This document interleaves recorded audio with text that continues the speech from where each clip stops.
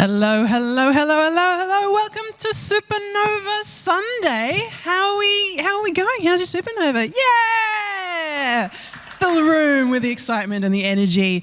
We had Mardi Gras last night as well. Did anyone get involved? Anyone get their Mardi Gras on? No, saving it all up for... Could hear it outside my window last night. Yeah? Exciting. What did you hear? I think it was a two-person Mardi Gras. A two-person. Well, that's two people is all you need for a parade. Yeah. It is my pleasure to welcome our panel this morning. You have arrived here at the IFWG Publishing and IPI Comics present recent releases and upcoming surprises. So we've got a fantastic panel here this morning. We've got David Kuraria. We have Christopher Sequeira and Jason Franks. And I believe we have one special guest who, Queenie, do you want to jump up on the stage? Go on. Welcoming Queenie Chan to make it round it out to 4. Fantastic. I'm going to hand over to our panellists to run the session. Thank you so much. Yeah, hi, I'm Chris Sequeira. I am the editor-in-chief of IPI Comics, the comics division of IFWG Publishing, and I'm a senior editor with IFWG. And what we're going to do this morning, myself and my esteemed colleagues, we're going to run through what we've been up to with the company this last recent while and some exciting new things that are happening. So we've got a slideshow, but it'll be very informal, bouncing around between conversation with all 4 of us on stage. So hopefully that will... do I even know how to work this thing? I don't know. Possibly not. I probably got it. Oh, there we go. So, amongst people we'll be talking about today, David Kuraria, Steve Proposh, myself, Jason Franks, Janine Webb, and various other contributors. So we might kick off with a little update on the Cthulhu Deep Down Under series. Dave, your mate, you were in this series as a writer, and your story got nominated for special attention overseas by Ellen Datlow's Best Horror of the Year. Oh yes, it did actually. Yeah, I was quite pleased about that, and it became a finalist for an Australian award for Best Australian Horror Novella for 2019, and that appeared in, I believe, Volume 2 of Deep Down Under. It did indeed. That middle one. And with this series, which IFWG has backed consistently now over a period of years, to the point where we started publishing this collection of original Australian horror fiction by top Aussie names, they actually got approaches. He got approaches to do a New Zealand edition to put out on the New Zealand market over there. And Dave, as being a gentleman from that part of the world, you and Lucy Sussex are the only writers to have stories in both series.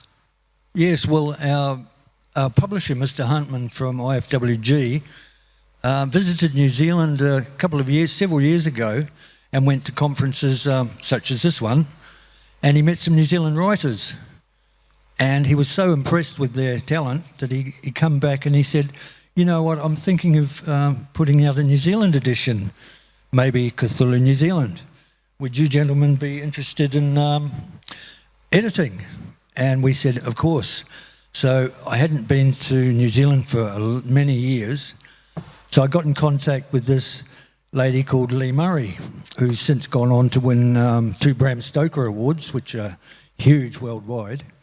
And she said, look, I have just the people for you.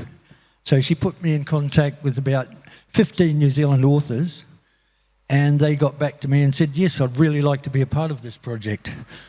And so they were so professional that when we got all their stories, there was very little editing to be done. But we touched them up a little bit, and we come out with the Cthulhu, Land of the Long White Cloud, in 2018. And it did quite well. And that got a couple of honourable mentions and award nominations as well, some of the stories of that. And, of course, Lee's gone on to Bram Stoker, actual wins for her writing as well. Yes, so I have to thank Lee for that, because I was absolutely lost. I knew no one over there who was writing this material, and Lee basically did it all.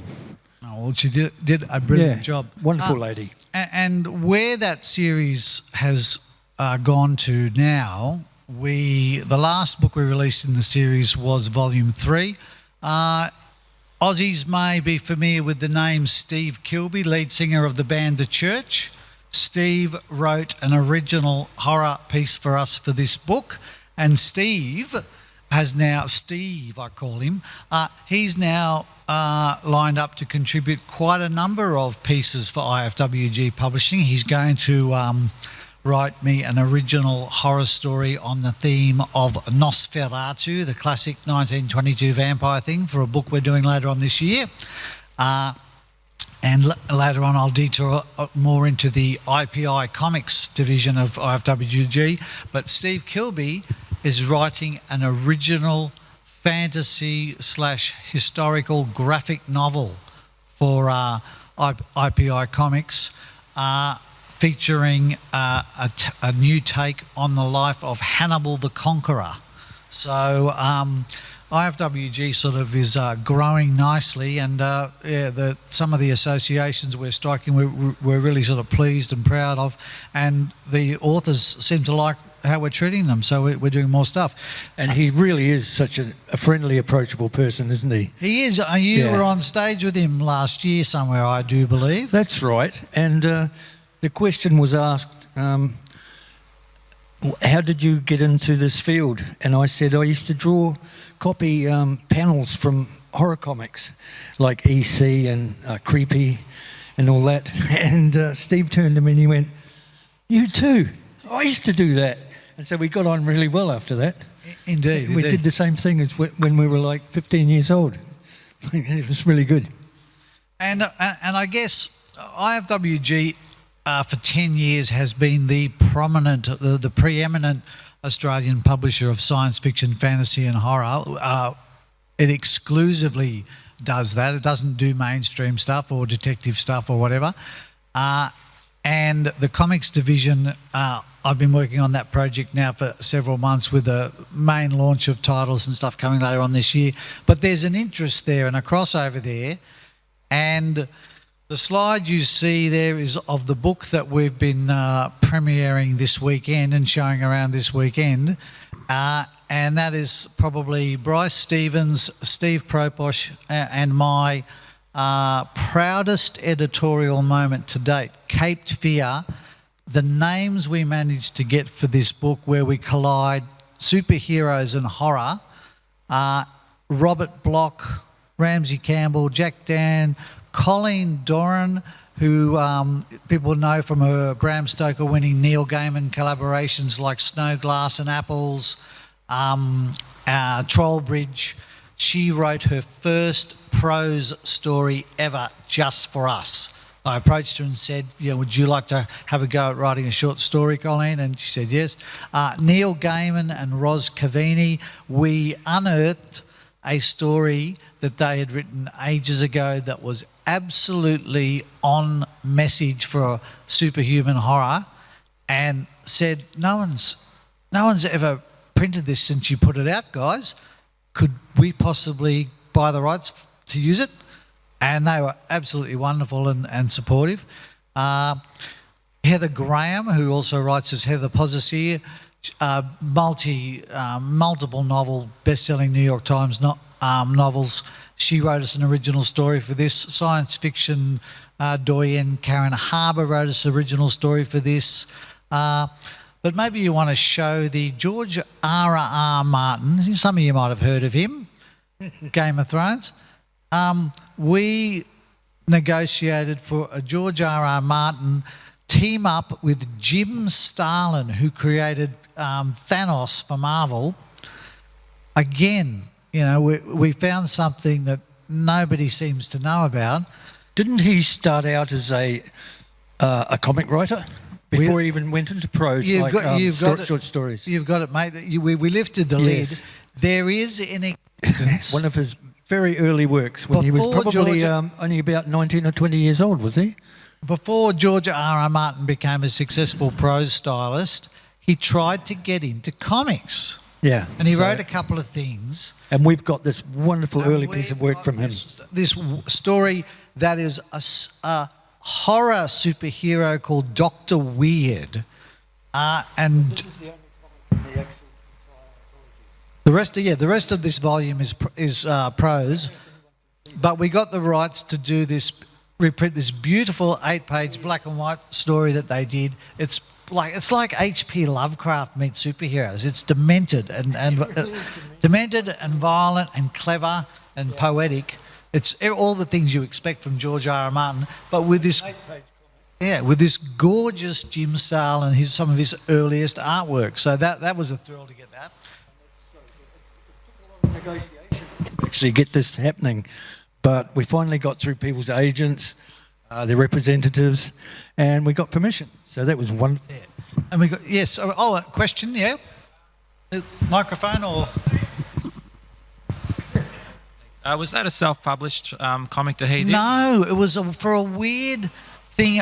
There was a couple of guys in Texas in like the late 60s, 1970s, and they called themselves the Texas Trio, and they just used to publish black and white comics that they paid for and published and distributed themselves. And one of them was the Howard Keltner, whose name is on the front cover of the book. So Howard created Dr. Weird, and George R. R. Martin and Jim Starlin were sending them samples and saying, "Can we do some of your comics?" And they said, "Yeah, could you do a Dr. Weird story?" They teamed them up, and the rest became history. And so, yeah, it's amazing. But we've got lots of other original stories. We've got Joe R. Lansdale. We've got Jonathan Marbury, who does the Joe Ledger Team International book series. He wrote a Joe Ledger original story just for this book. Jim Kruger, New York Times best-selling comics writer with Alex Ross on Justice and Earth X. He has written a story for this book. It's a brilliant inversion of a Superman-like superhero with a good horror twist.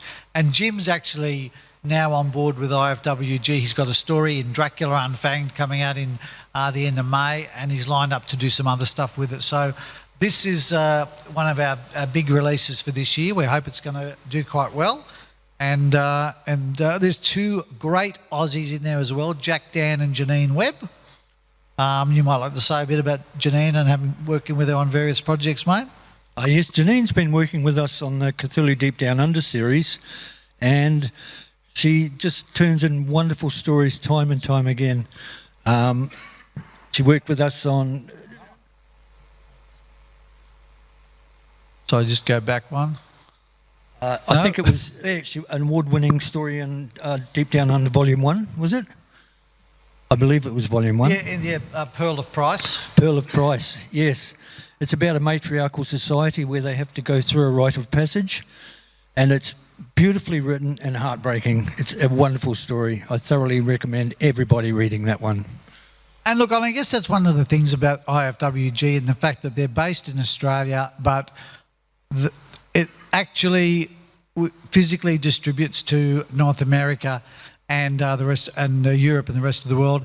Is we're able sometimes, by getting big international writers and also quality Australian writers, we're getting some Aussie writers in front of audiences that haven't been before, which is a really cool dividend of what we're doing.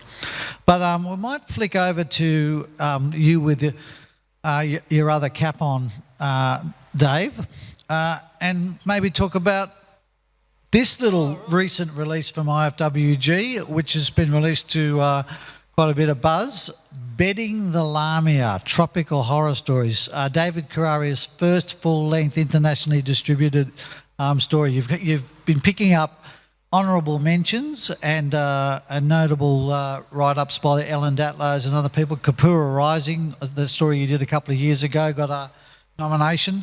Oh, yes. So, but this is like, now the proof is of the pudding is in the eating. You've got your own collection published internationally. Yeah, sent the baby out into the wild. Yes, ever since I was a kid, I've always liked, they call it rainforests now, but I've always liked stories about jungles and impenetrable, walking through machetes, cutting down vines and stuff and finding lost civilizations. And that stuck with me to this day. So I found myself every so often, amongst other works, writing a jungle tale. And what happens was that the stories got kind of complex and long, and they turned into novellas. Now, I couldn't find a market for them in any magazine, because no magazine is going to print a 20,000-word story that's taking up too many of their pages. So I thought, well, look, a lot of these, how am I going to market these? And I thought, well, the only way I'm probably going to do it is to have a collection. Excuse me. And I realised that a lot of stories seem to be getting up towards 30,000 words. So I thought, well, look, to have a collection, I'm probably only going to need about 4. Now, who am I going to approach for this? Now, we'd already done Cthulhu Deep Down Under, several issues, several volumes. So I thought, well, why not approach Mr. Huntman about this? So he said, yes, okay. Now, you have to send me a proposal. What would you like? So I did that, and I waited for about 2 months because he's a very busy man. And he sent me an email and says, okay, now tell me what exactly you would like to do with this. So I told him exactly what I would really like, and he says, okay, let's move ahead with this. I'd like to do this book with you. So, as always, he gave me free rein on the cover. He said, right, now I have an artist that I'd like to use. Could you just you just show me what you would like and I'll pass it on to him. So I set out all these guidelines about what I wanted for the cover, and Jerry got back to me and he said, that's very specific. I'll see what I can do. And so within a week, the artist got back to me and not only did a wonderful cover, but he used all the specific points that I'd asked for. And now I have a collection out of 4 novellas and the wonderful cover from Mr. Luke Spooner. Absolutely brilliant. So I'm very happy with this collection, and well, I couldn't be happier. Thank you, Jerry, and that's it. And look, there's some amazingly creepy stuff in this and some hair-raising stuff in this in those 4 stories, mate. As well as there's some really interesting themes about nature having this is the theme that I get from quite a bit of your work. Nature has a bit of a limit to her patience with human beings. And in these stories, when you push her too far, you'll find out in a rather grisly way what she thinks of you. So there's some great stuff there. And just a quick footnote, you also in Spawn? Spawn, yes, that was done by an editor, Deborah Sheldon. She's a wonderful editor. And she pulled together a heap of stories about weird horror tales about pregnancy, birth and babies. And she was very surprised about the range of stories that could come out just with that title. Now, that's been talked about worldwide, about how wonderful it is. I'm sure it's going to win some awards this year. Yeah. Another classic collection. Sorry, Mr. Franks, you were going to... I have a question for David about the Betting the Lamia book. Sure. Which I haven't read. I bought it yesterday. So are the novellas, are they connected, or is it like one big story? Or are they No, they're all separate stories, written years apart. Unsaleable as they were because they're too long for magazines. So I pulled them all together. No, nothing to do with each other. Oh, brilliant. Yeah. But there's real strong thematic sort of things overriding, and they're not things you want to read just before you go to sleep if you are of a sensitive disposition, Mr. Franks, which I know you are. I'm terrified of ducks, so Ducks. pretty sure jungles going to scare me as well. There. There's lots of ducks. That's my worst nightmare since I was a kid. Ducks have teeth, you know. And now on to Mr. Franks himself, and then I'll cleverly segue after that onto you, Miss Chan, because you've been patiently sitting there. Mr. Franks is a published writer with various different shingles, but including books from IFWG, and you see a collection of images there. Fairy Apocalypse is one of Jason's antic mashups. And maybe you could talk about that because I know you're selling and signing that this weekend. But also you'll see a pic there for X-Dimensional Dimensional Assassin's Eye Through the Unfolded Earth, which is a killer of a title. And the image to the right of screen is of Australian storyboard artist Tam Morris, above the Ned Kelly, Heath Ledger movie that he worked on. And you might tell us about the connection to Tam as well in your little reportage. Where would you like me to start? Wherever you're comfortable, mate. All right, so I guess Fairy Apocalypse was one of my first things I did for IFWG after I did a story in the first Cthulhu Deep Down Under, but that was even before I was associated with IFWG. But Fairy Apocalypse was my second novel. It was shortlisted for a Ditmar Award, and it's basically, I love stories about people who go travelling in fairyland, but the more I think about them as an adult, the more I kind of realise that they're sort of psychotic.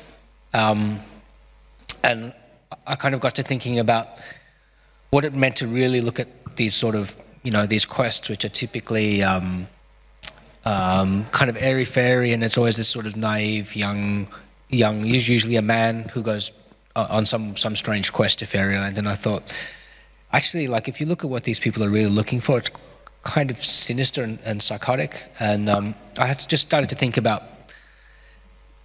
I guess what fairyland means and what that kind of means when you look at the stories that are being told about it through this lens of these people who are traveling there are not right. I guess the resolution is kind of in the title. It's quite a catastrophic consequence for that fairy realms, and I was particularly interested in looking at kind of a contemporary characters and people, and what that would do to it.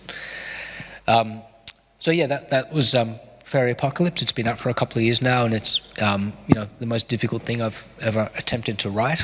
It took me a lot of time, and just really gratified with the response that it's had.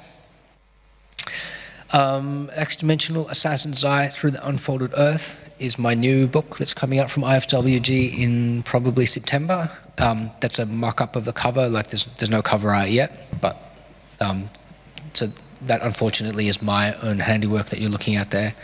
But the real book will look better. And this book is about travel. I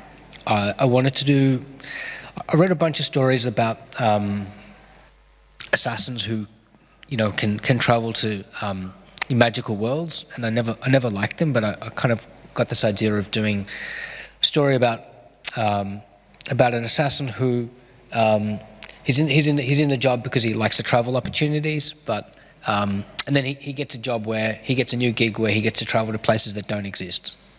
So that's what it's about. It's kind of like, they're kind of written almost like travel journals, but our hero, will go to some amazing new place and try out the food and see all the sights and then kill someone and come back. As you do. Yeah. So like kind of go to a whole bunch of different places. We go to a place that was colonized by refugees from Atlantis. It's like a secret continent that nobody knows about. We go to post-apocalyptic fairyland in one chapter. There's a dirigible city where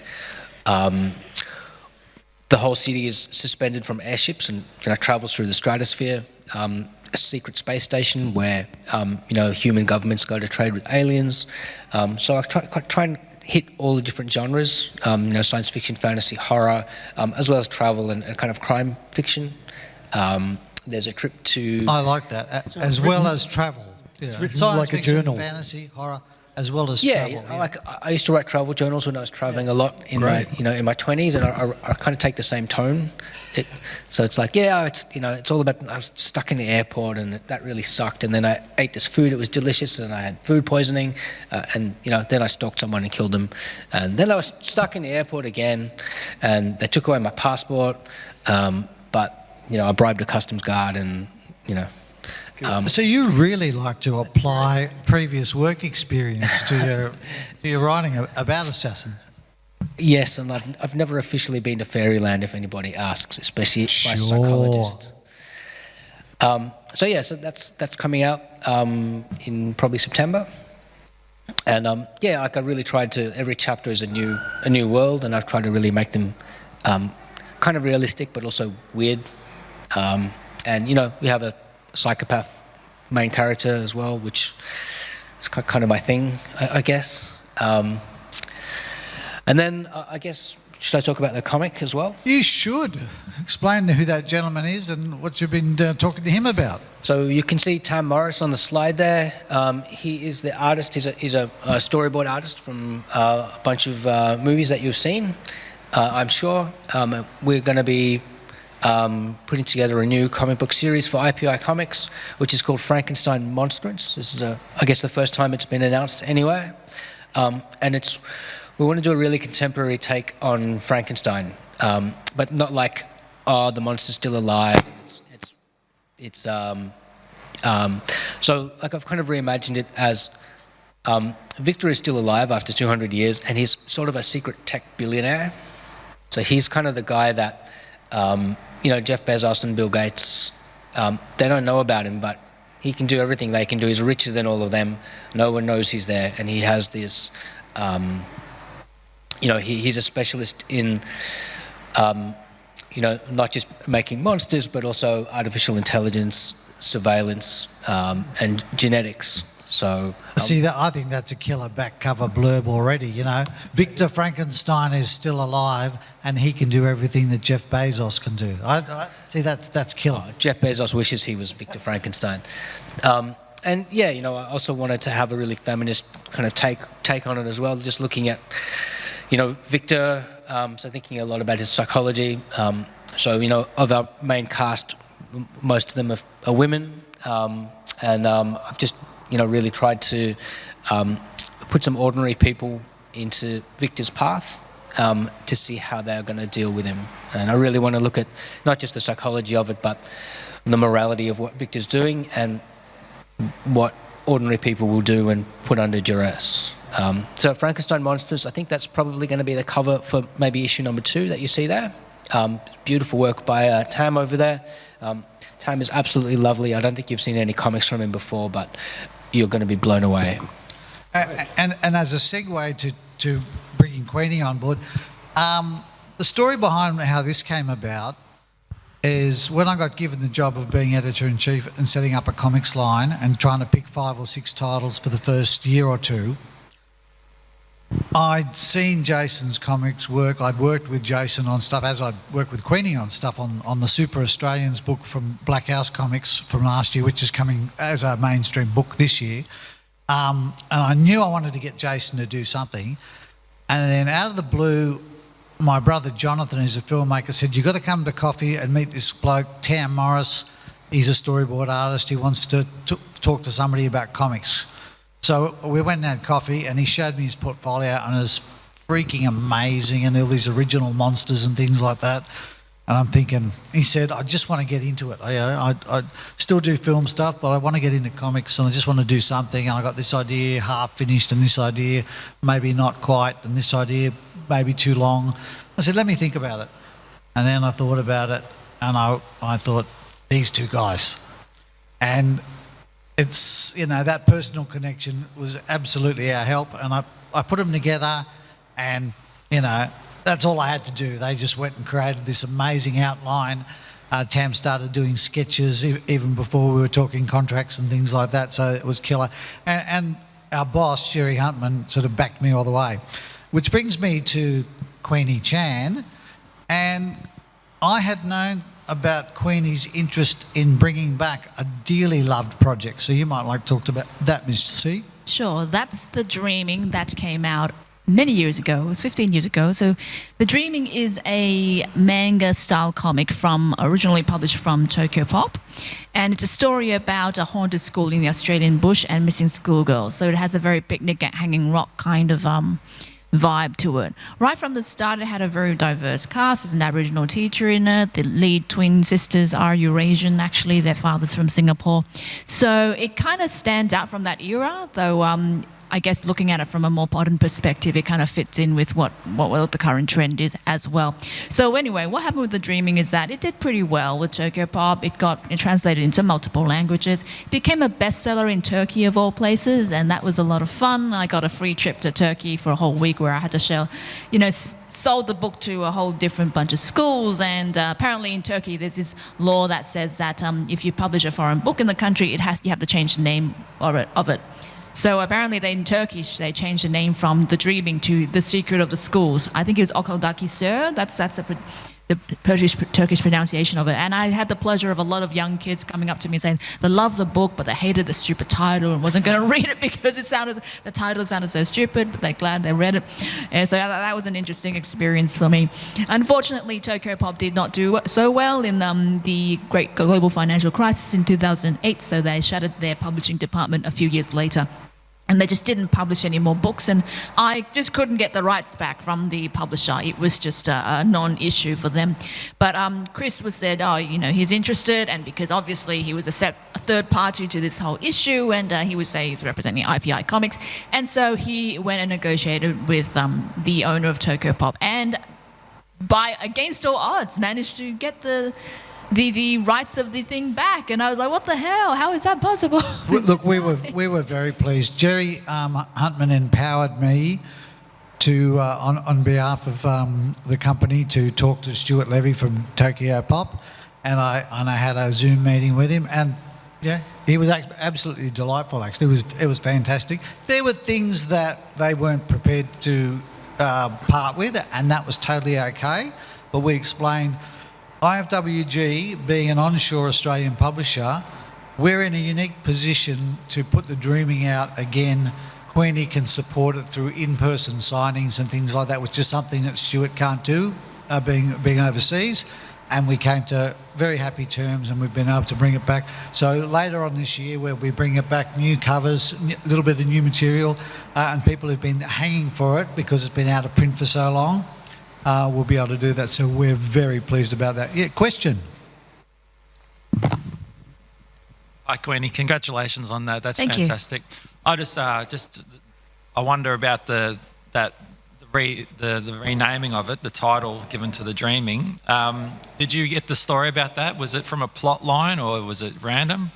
No, it was completely random. I only found out when the company that brought me over was called Tudum, I think. They had this little dog logo, and they were a publisher, a Turkish publisher, have a lot of books for young kids, and they just. Yeah, it's customary for foreign publishers to send 10 copies of the foreign version of the book to the Tokyo Pop office. And sometimes Tokyo Pop sends them to me, sometimes they don't. I've got some Russian versions, some German versions, and the Turkish version, of course. But there's a whole bunch of other stuff. For example, it was pretty popular in Finland. I keep getting a lot of emails from Finnish fans, but they never sent me a copy of the Finnish edition, so I don't know what the heck's going on with that. But that's just the way Tokyo Pop was run. It wasn't a particularly extremely well-run company, let's just say. But I didn't find out about the title or what it sounded like to normal people until I got to Turkey. And so the guy who was assigned to take me around to all the schools and take me sightseeing and said, this is what it's called in Turkish now, and he explained the law. But the people who told me that he was kind of stupid it was obviously the children who were very upfront about that.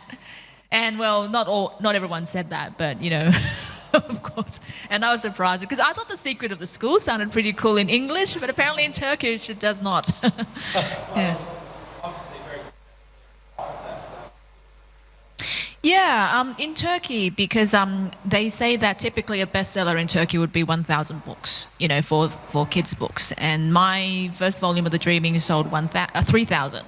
So apparently that's a bestseller that warrants a trip, so, okay, yeah. Yeah, that was nice because I had to earn the money back for the trip as well. So they took me to a bunch of schools, 2 a day, where I just kind of showed the book, and they just went and bought the books. And there was a certain level of books I needed to sell to make their money back. And luckily, all the schools went pretty well except for one. Yeah, so but that was fine. I hope they earned their money. I mean, as an author, when you're invited to a foreign country, you do try and do the best that you can to make sure that they make their money back. So I hope that it was a pleasant experience for them. It was really stressful for me though, to be honest. Yeah, because talking in front of a crowd of kids who may or may not understand what you're saying. Oh, it's tough. I still see people talking about the dreaming on social media.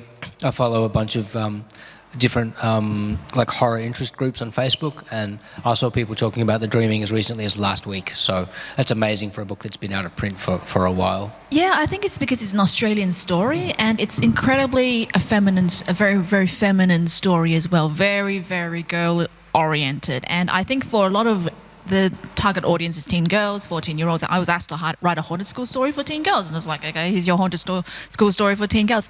And I think there really is a lack of comics, like visual entertainment for that age group. I mean, people assume teen girls like romance, and I don't disagree. Certainly they like romance, but there's a lot of teen girls who just want a straightforward horror story with female protagonists and female villains, and have it very feminine all the way through, and have it visually told. And that's apparently a big niche that is waiting to be filled. Because the thing about writing for that audience and getting into schools is that there's always going to be a new crop of 14-year-olds who would be interested in that sort of thing. And so it's interesting. I never really intended to actually go and fill that particular niche, but it seemed to have filled it quite well. Yeah, and I think women kind of prefer different kind of visual storytelling, because I read a fair amount of horror comics and it's great, but if you steer away from the gore and more towards the spooky, I think people appreciate it more. I think there is gender differences in how horror appeals to people. I mean, like for example, earlier you mentioned that book about weird stories about childbirth and pregnancy, and I'm like, I don't read much horror books these days. I don't have time, but that sounds like a book I would buy. It definitely sounds interesting. And Deborah Sheldon, who put that together, as David was saying before, brilliant editor, and she brought that to Jerry, and she said, I don't want to do necessarily like a gore fest or a gross out book. It can be all different, anything from subtle to gruesome, and that's what that whole collection ended up being. And Deborah's going on to strength to strength with IFWG. She came up with another brilliant idea recently that Jerry's just advertised. What was it, Liminals? Liminal spaces, yes. But with Spawn, I've seen some reviews, and all of them say there's not one dud story in this anthology. They're all amazing. Yeah, and that's Deborah's as an editor. Yeah, she's wonderful. Sifts the quality. And actually what Deborah did then, and what she's doing another book for IFWG later on this year, which has just been mentioned, but the starting gun hasn't been fired yet. With Spawn, Deborah made it IFWG's first open call to any stories from anywhere book. And the people who got in that book got in on quality alone. She read every submission that came in. Yes. And some people, there's a couple of first or second timers in that book that beat out other big names. And Deborah said there were some stories that I had to leave out because I had run out of space, and that really hurt. Yeah, she put it only put the she's best got a second volume coming out, not Australian writers, but worldwide. Awesome. So it's going to be volume 2, and it's going to be open. Yeah. So, and the book she's got coming up later this year, that's going to be open call for IFWG, that is Aussies, is horror stories about Australian animals. Wonderful, great. And that's going to be open call as well, and it'll be her usual sort of quality. We had that slide there just to round off on Caped Fear, Janine Webb and Jack Dan, which we mentioned before. And a little tip of the hat there, our cover artist for that, Jan Scherpenhausen, did that beautiful painted cover. He's doing a project for IPI Comics that we'll talk about later this year. He's doing a 72-page total sort of bend on superheroes, but not a horror bend, more like a Twilight Zone take on superheroes. So we've got, we do form good associations with writers and artists at IFWG and IPI, and we go back to people that we work with well. I'm hoping, Ms. Chan, after we do the dreaming, whether you might be willing to stick your hand up and say, I've got something else for us, you know? Yeah, I've got you might some like to do a ideas. new IPI comics. The good thing about the dreaming was that I had a number of ideas in the same universe as it. Because the thing about the dreaming, when I came out for the collected edition, so the 3 volumes came out, there wasn't a collected edition, there was an extra short story at the back. And that was about one of the families that was involved in the dreaming. So that thing was something that I really wanted to explore, but without the full, because it could be a standalone story that has nothing to do with the dreaming, but ideally it would be under the dreaming umbrella, that particular short story. Again, it's a very, very feminine story.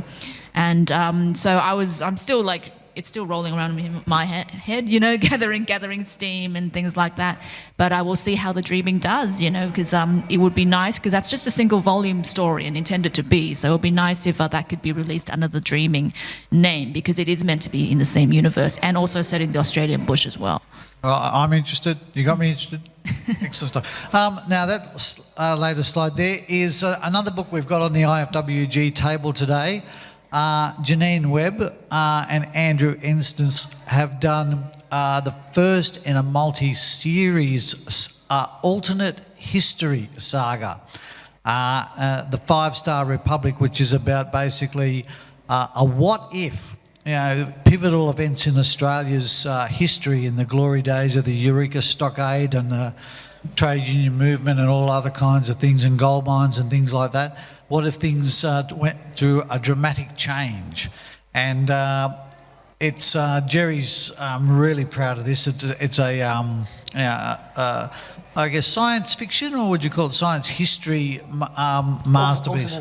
Alternate history masterpiece. What if this happened instead of what? So it's not necessarily huge, hard SF type things, spaceships ploughing around or all the rest of it. But, you know, it's the path not taken for this country. What is the path not taken in this book? You're going to have to read it. But I just might. I think there's going to be 3 or 4 books in the series. This is just nice big hardcover book. But look, City of the Sun, there is certainly some optimistic themes in this particular what if side view on Australia. Now, how are we going for time? Oh, beautiful. Thank you. 5 minutes. How am I going for slides? That was actually the end of the slide presentation, so we might chuck it over to but either open questions from the audience or open commentary from my colleagues up here, if you've got questions about what they're working on or about what we might do. Got a question here? So many questions, always.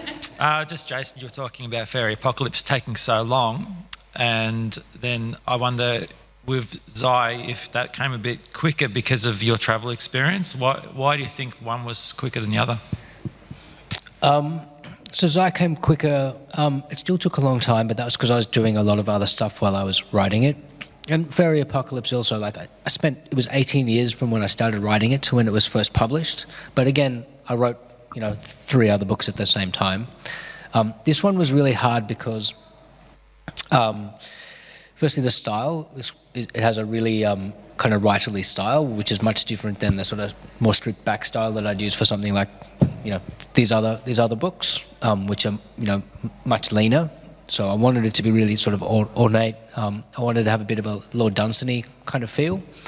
So the style was really hard to get right, but also just trying to balance the structure of it was hard as well. I have 5 different point of view characters, and the story structure is not linear, so it kind of loops back on itself, and then it comes back at the end. And there's probably almost as much as what's in the book that I cut, which I might later release as maybe some novellas or some short stories. So like one entire character's arc got completely removed, and you get it like as a 1-page summary from a third party. But there was plenty of stuff like that. Also, some of the characters are kind of easy to follow, and some of them are difficult people to spend time in the headspace with. and just trying to balance that as well. So there's one character in particular that a lot of people have said this is my favourite character, and other people have said I don't know why this despicable human being has, the second quarter of the book you're in his head the whole time. I can't take it. So just trying to find a way to make that sort of tolerable and keep it interesting, and it's been quite polarizing, but there was a lot of decisions around that just made it really difficult. And I had some really amazing beta readers that helped me solve that.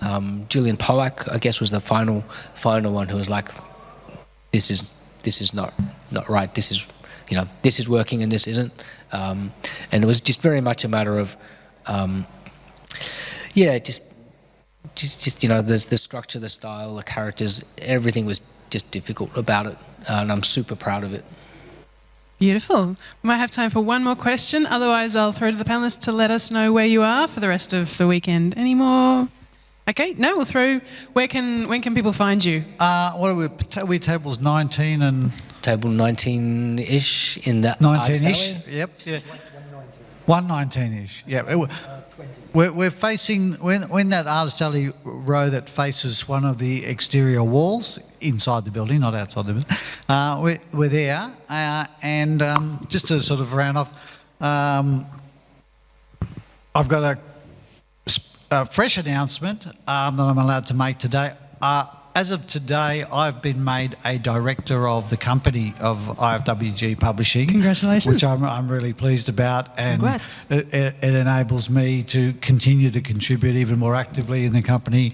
Of things that I've put forward have been approved, like a whole new line of fiction called Dark Iconica, which we're doing on the back of a fantastic novel that I was asked to read and approve, which I just gave a resounding thumbs up to. It's called Dr. Jekyll and Mr. Hyde in America by an American writer from Florida called Louis K. Lowy, who'd written a couple of science fiction books.